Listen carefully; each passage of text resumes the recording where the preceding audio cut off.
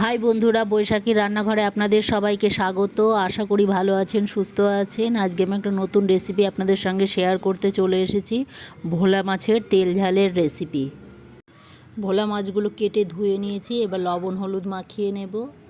এই যে লবণ হলুদ মাখিয়ে নিয়েছি। কড়াই গরম করে সাদা তেল দিয়ে দিয়েছি মাছ ভাজার জন্য। এবার মাছ ভেজে নেব। এক পিঠ ভাজা হয়ে গেছে, উল্টিয়ে দিলাম। মাছ ভাজা হয়ে গেছে, তুলে নেব। এইভাবে আমি সব মাছগুলো ভেজে নেব। এবার মশলা করে নেব। টমেটো, আদা, রসুন, লঙ্কা, পেঁয়াজ সব একসাথে দিয়ে বেটে নেব। বাটা হয়ে গেছে, এই যে বেটে নিয়েছি।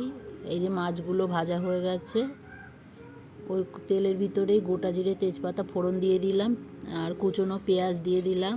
কুচনো পেঁয়াজ দিয়ে যে পেঁয়াজগুলো একটু লাল লাল হয়ে গেছে, এবার আমি মশলা দিয়ে ভালো করে কষিয়ে নেব। জিরের গুঁড়ো দিলাম, ধনের গুঁড়ো দিলাম, দিয়ে মশলাটা কষিয়ে নেব। এবার পরিমাণ মতো হলুদ দিলাম, লবণ দিলাম, দিয়ে ভালো করে মশলাটা কষানো হয়ে গেছে। এবার আমি জল দিয়ে দেব। এই যে জল দিয়ে ঢেকে দেব। এই জল দিয়ে ঢেকে দিয়েছিলাম, ফুটে গেছে ঝোলটা। এবার আমি ভাজা মাছগুলো সব দিয়ে দেব। ভাজা মাছগুলো দিয়ে আবার আমি 4-5 মিনিটের জন্য ঢাকা দিয়ে রেখে দেব। 4-5 মিনিট হয়ে গেছে, ঢাকনাটা খুলে মাছগুলো একটু উল্টিয়ে দিলাম।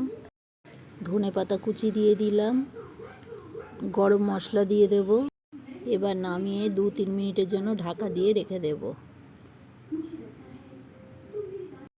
এই যে আমার ভোলা মাছের তেল ঝাল তৈরি হয়ে গেছে, আমি নামিয়ে নিয়েছি। এই রেসিপিটি আপনাদের যদি ভালো লেগে থাকে একটা লাইক, কমেন্ট এবং প্রচুর শেয়ার করবেন। আমার এই চ্যানেলে যেই বন্ধুরা নতুন, সাবস্ক্রাইব করে দেবেন, পাশের বেল আইকনটি প্রেস করে দেবেন নতুন নতুন রেসিপির ভিডিও পেতে।